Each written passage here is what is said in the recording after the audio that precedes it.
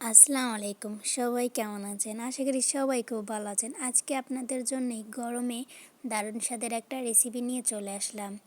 দুপুরবেলা এইরকম মাছ ফ্রাইয়ের সাথে এইরকম যদি রাইস থাকে তাহলে মনে হয় না অন্য কোনো কিছুর প্রয়োজন আছে। এটা আমি কিভাবে করেছি পুরোটা জুড়েই থাকবেন, আপনাদেরকে একদম শর্টকাটে দেখিয়ে দিব অল্প সময়ে।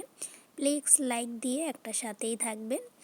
এই যে দেখেন, আমি নিয়েছি তেলাপিয়া মাছ। মাছটাকে আমি ভালো করে কেটে নিয়েছি, ধুয়ে নিয়েছি। এখন মাছটাকে একটু ছুরি দিয়ে কেচে নিব।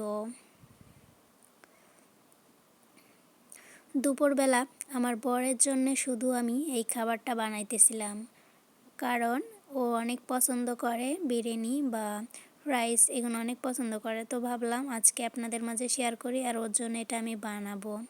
অলরেডি কিন্তু আমি দুপুরে রান্না করা শেষ, তারপর এক্সট্রা করে মাছ ভাজি আর হলো একটু বিরিয়ানি রান্না করতেছি। তো এই যে দেখো আমি কিভাবে করব, একদম শর্টকাটে অল্প করে রান্না করে দিব। ফ্যামিলিতে দেখবেন 2-1 জন থাকে, আপনি মাছ রান্না করছেন, ডাল রান্না করছেন, ওরা খাবে না। ওদের লাগবে খুবই ভালো খাবার, সুস্বাদু খাবার লাগবে। তো ভাবলাম সাথে মুরগি ভাজি ছিল, আর হলো এটা আমি করে দিয়েছিলাম, আর আপনাদের মাঝে এটাই শেয়ার করব। এখানে হলুদের গুঁড়ো দিয়ে দিব, সাথে দিয়ে দিব লবণ, দিয়ে একটু মাখিয়ে নিব। আর আমি চেষ্টা করেছি খুব ভালোভাবে মাছটা ফ্রাই করার জন্যে। গরমেতে কিন্তু এইরকম মাছ ভাজি সবাই অনেক পছন্দ করবে। সাথে দিয়ে দিব লেবুর রস, লেবুর রসটা অবশ্যই দেবেন। আর আমি যেভাবে মাছ ফ্রাই করব এটা আসলে অনেক টেস্ট হয়, আপনারা ফ্রাই করে দেখতে পারেন। আমি এখানে বিরিয়ানির মশলা অ্যাড করে দিব।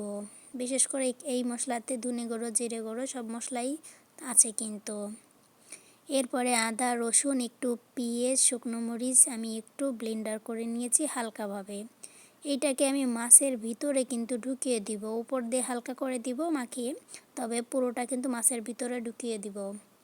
যখন আপনারা এটা ফ্রাই করবেন তখন চেষ্টা করবেন একটু ভালো ফ্রাই প্যানে করার জন্যে, যাতে না লেগে যায়। তো এই যে আমি ফ্রাই প্যানটাই করতেছি, তেলটা কিন্তু আমি একটু গরম করে নিয়েছি। আর এই তেলে আমি মুরগি এমনকি মাছটাও ফ্রাই করে নিয়েছি একই তেলে। একটু ডুবা তেলে ফ্রাই করলে কিন্তু মাছগুলো খুব ভালোভাবে ভাঙবে না। আমি একটু ঢেকে দিয়েছিলাম, এই জন্যে কিন্তু মাছটা একটু ভেঙে যাবে, কারণ ঢেকে দিলে কিন্তু মাছগুলো ভেঙে যায়।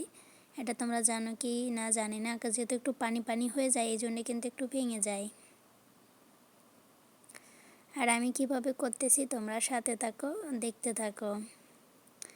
আর এদিকে আমি যে ফ্রাইড রাইস করার জন্য একদম সিম্পলভাবে এখানে একটা আলু ভেজে নিয়েছি, আর হইলে কিছুটা ক্যাপসিকাম, কিছুটা পেঁয়াজ আর টমেটোর যে সস ওটা নিয়েছি, আর অল্প পরিমাণের এখানে হলুদ দিয়ে ভাতটা আমি একটু সেদ্ধ করে নিয়েছি। যে চালটা যখন হয়ে গিয়েছে আমি নামিয়ে নিয়েছি ছাঁকনি দিয়ে।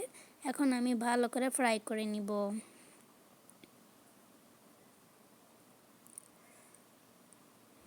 অল্প করেই আমি বানাইতেছি, শুধু আমার হাজবেন্ডের জন্যে আমি বানাইতেছি, কারণ আমি দুপুরবেলা সাদা ভাত খাবো, এই জন্য আমি আর আমার জন্য এটা বানাইলাম না। এদিকে দেখো আমি ভালো করে কিন্তু ফ্রাই করে নিব। এখন একটু মরিচের গুঁড়ো আমি দিয়ে দিব। আমি খুব অল্প অল্প করে এখানে পেঁয়াজ, একটু ক্যাপসিকাম, একটু সস এগুলো দিয়েছিলাম, টমেটোর সস।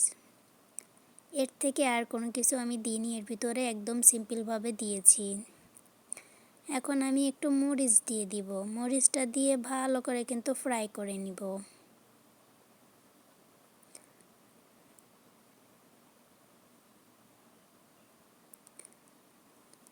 আর আমি এটাকে এখন প্রায় 10 মিনিটের মতন ফ্রাই করে নিব। আমি এখানে অল্প তেল দিয়েছি, খুব বেশি তেল দিইনি কিন্তু এই ভাতটার ভিতরে। আর দুপুরের দিক কিন্তু অল্প তেল দেওয়া অনেক ভালো শরীরের জন্য, বেশি তেল খাওয়া কিন্তু ঠিক না।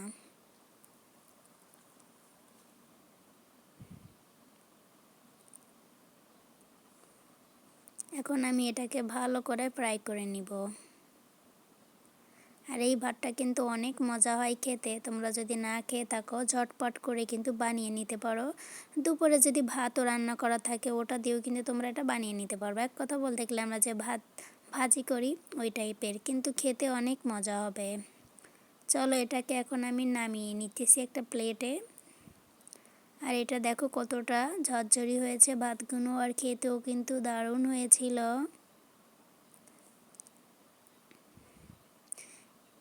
আমি যখনই ভাত ভাজি করি সাথে হয়তো চিকেন ভাজি করে নিই, আর না হয়তো মাছ ফ্রাই করে নিই, এগুলোর সাথে খেতে কিন্তু বেশি মজা লাগে। আমার এই রেসিপিগুলো কেমন লেগেছে অবশ্যই সবাই বলে যাবেন। খুবই সিম্পল রেসিপি, যে কেউ ঘরে বানিয়ে নিতে পারবেন ঝটপট করে। যারা ব্যাচেলার থাকেন তারা চাইলে আমার এই রেসিপিটা অল্প সময়ে বানিয়ে নিতে পারবেন।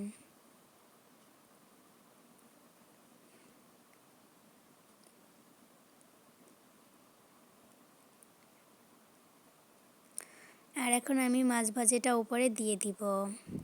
এই তেলাপিয়া মাছের সাথে এই ভাতটা একবার হলো খেয়ে দেখবেন, খুবই মজার হয় খেতে। আজকের মতন চলে যাব ইনশাল্লাহ, আবারও কিন্তু নতুন কোনো রেসিপি নিয়ে চলে আসব।